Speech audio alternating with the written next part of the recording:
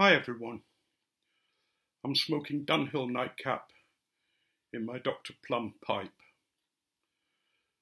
and I've got some shout outs. The first one's to Mohammed Syuhadak, to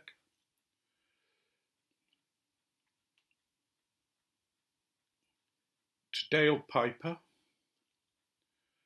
to Piper John, to D Temple 54, to Naqshbandi Bushcraft, and to Alpha. And their details will be in the bucket at the bottom. For those of you who respond to my request about the beard, you can see it's been kept, and I've just shortened it a bit. I haven't done my hair. The problem that I had really was that I had an incredible rash underneath there, and I found out that I was allergic to one of the beard oils that I was using. I think that's what sort of happened. So I was in quite a lot of pain with it, and thinking, do I really want to be putting up with this?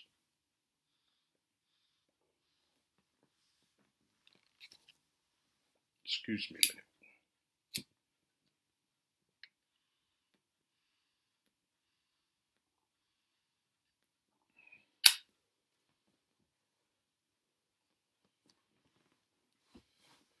But I'm much happier with it now, so the beard will be staying.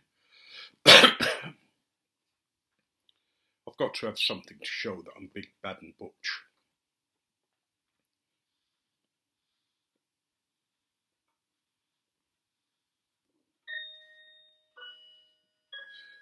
My slimming continues to go well. I got my 2.5 stone medal,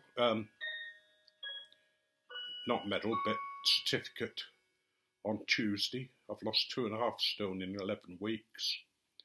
And the way things are going, I hope to lose another 1.5 stone maybe before Christmas.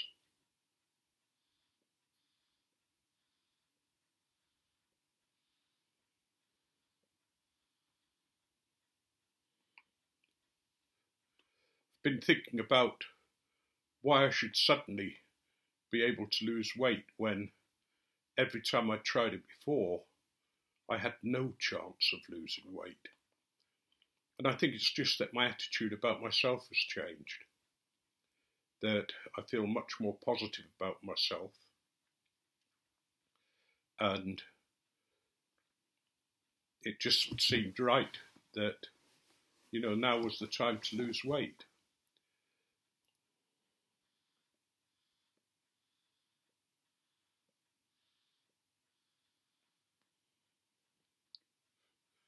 I'm hoping to start exercise soon.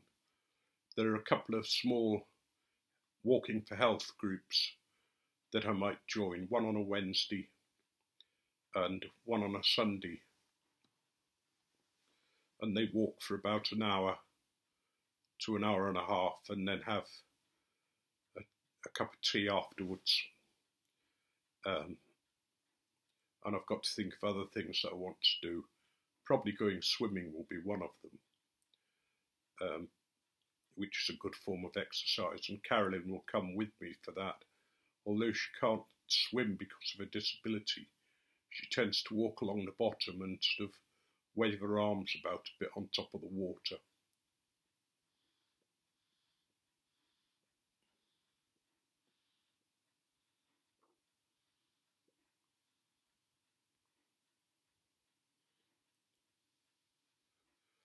I've got an update about Mick. It seems his body is his organs are beginning to break down a bit, I think. His bones have mended and are continuing to mend and are getting a lot better. But he's got a rash all over his body which itches like mad. And I think that's the little blood cells, the little blood capillaries that are leaking and causing this red rash.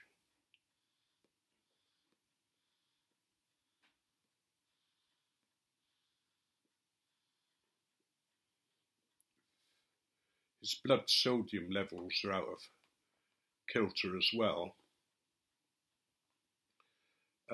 Pam thinks that he is getting a lot slower at doing things.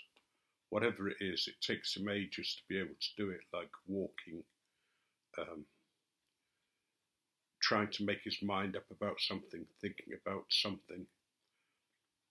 That could be because of the abnormal blood levels, or it could be because things are taking their natural course. So I'd appreciate your thoughts for Pamela, especially as she copes with the loss of a second partner to cancer. And because she lost her first partner in the same way, she knows the signs and what to look for, which actually increases her stress, I think, a bit.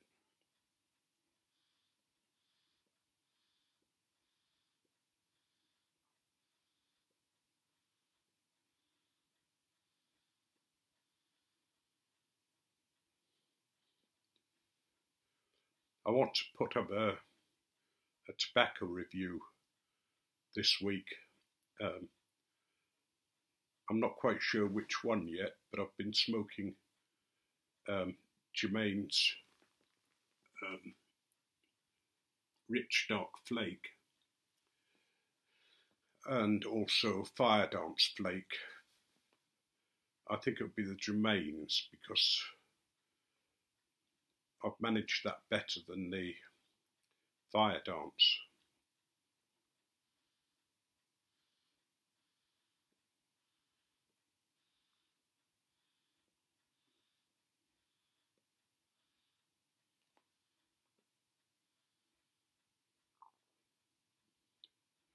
And I've been watching a lot of your videos, some really good stuff, some good thoughts and discussions on some.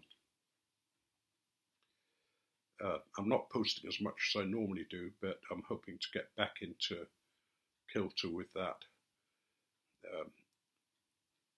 because I've got out of things a bit. But things have been quite busy here. We've had to move around with furniture, and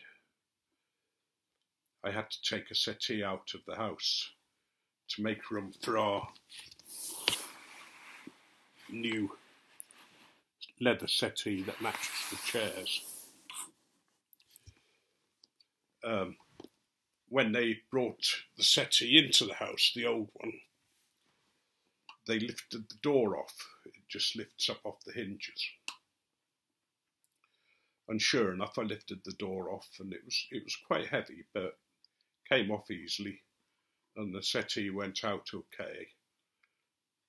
But when it came to putting back the door on, which had 3 hinges, getting them lined up and dropping them onto the hinges, dropping the door onto the hinges, was really difficult. The door was far too heavy for me. And I kept getting more and more tired, and I had a rest and a cup of tea and went back and tried it. And the more I was trying, the more tired I was getting. And I thought, we're going to end up here without a door on the house because I just couldn't do it. And then suddenly it just dropped into place, thank goodness. And it was a great relief when that happened.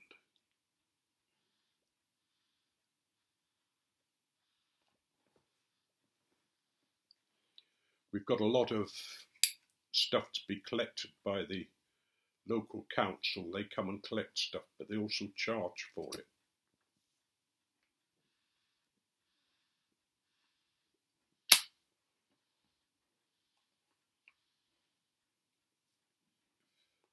And I think when they add up what we want to collect, it's going to be quite expensive. So I've got to work out whether it's easier to get a skip or to hire a man with a van to come and take away the rubbish, or let the council do it. But for big items, they charge £40 an item, which is, that's even more in dollars. Which I think is silly because it just encourages you to dump stuff at the side of the road. rather than paying too much for the removal.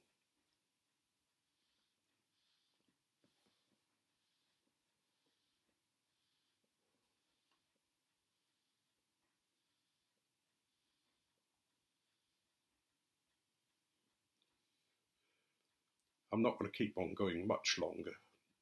We've had very high winds here today, and we took the dogs to be groomed, and on the way the traffic was particularly held up, and a tree had fallen across the main road from somebody's garden. Luckily it didn't seem to have fallen on anybody, and the police were there directing traffic round it and waiting for somebody to come and cut it into pieces so that they could then let the traffic through.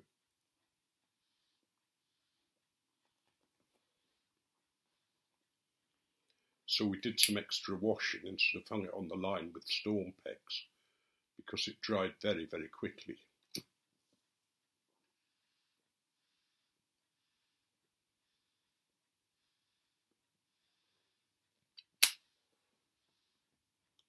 But things have been particularly bad this week, with things going wrong in the house. The worst being the toilet blocked on Sunday. Just wouldn't flush properly, and started bubbling air back through the toilet. And we rang up the housing association that looks after the repairs and that, and they said they couldn't get anybody out on Sunday. They tried, but there just wasn't anybody there. So the next day they sent somebody out, and he cleared the toilet and said all the drains were clear, but it still wouldn't flush properly. So we caught him before he'd left in his van, having said everything was okay. And he tried again and said if it happened again to ring the housing association, and they'd have to get somebody out with a machine. So they got this metro rod who came, and he thought that there was an airlock somewhere. But then when he went outside, whereas the other guy had said everything was clear, it wasn't. The system had blocked, and not only that, it had gone backwards, so it was actually coming out of a grate outside, and was not very pleasant. But he's cleared it, and everything's okay now. And we've got a fence that needs looking at, but we've told them about that about 10 or 11 times, and they keep saying they'll come and repair it, but they never do.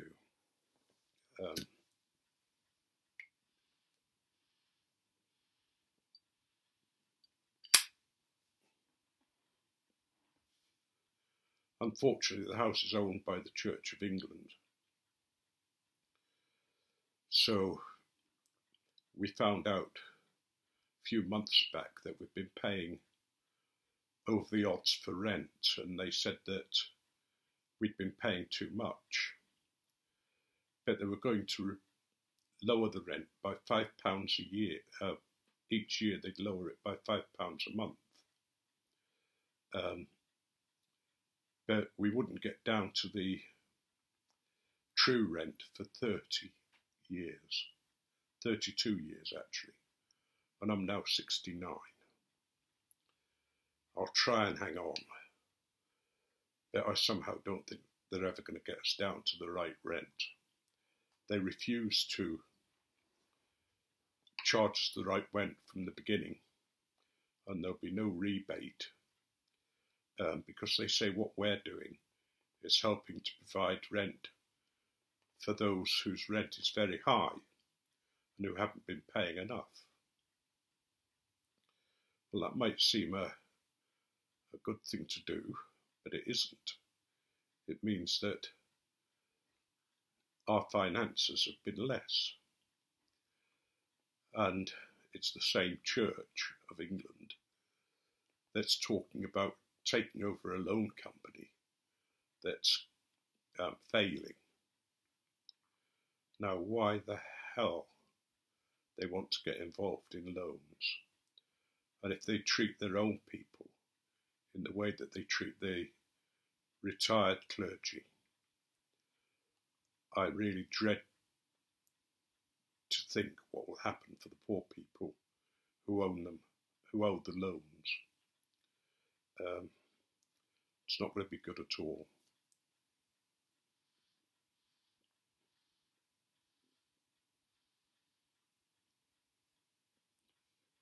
But those two examples, the rent and the loan company, are what you expect from an organisation that's just in it for money. They keep closing churches, saying they can't afford to keep them open, and doing more centrally, paying more and more to their office staff and their bishops and that kind of thing. And meanwhile, the congregations have dropped by a fantastic amount, which I can understand because people have just got sick of the way things are going.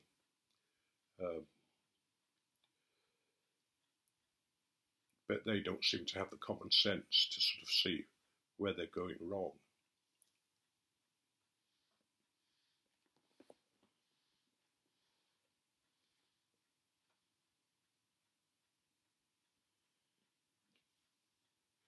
But anyway, that's my problem. It's coming on to 17 minutes. I'll just say something about a film we watched. We watched a film called The Sin Eater, which I really enjoyed. It was about the last of the Sin Eaters and about this priest who was trying to hunt him down and kill him. But in fact, the weapon that he used to kill him didn't kill the Sin Eater. It was the way of passing on the Sin Eater to the person who wielded the weapon. So he actually became the Sin Eater.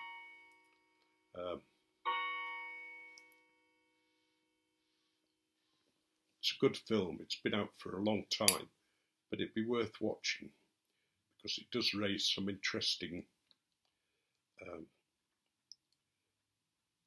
ethical things.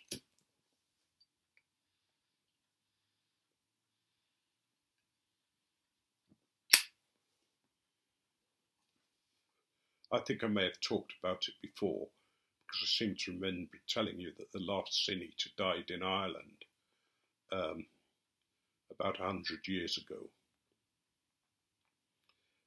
Ireland had sort of several Sin Eaters. Their job was to be called out if the clergy couldn't get there in time to give absolution and that. And the Sin Eater would eat salt and bread off the dead person and supposedly take their sins into themselves. Hopefully when they came to die, there would be somebody to do the same for them because they were excommunicated for being Sin Eaters. But a good film, a nice one to watch. The next one I'm going to watch is a film called Revelation, which is more about using the blood from the nails to create a child that would have the same genes as Jesus, but they would be brought up to live an evil life. Anyway, that's enough for tonight. Sorry for the ramble, but I wish you all well and hope that your days are sweet, that you receive many blessings and that you begin to see how good life is. Even in the bad times, life's worth living. So I shall say good night for now and see you next time.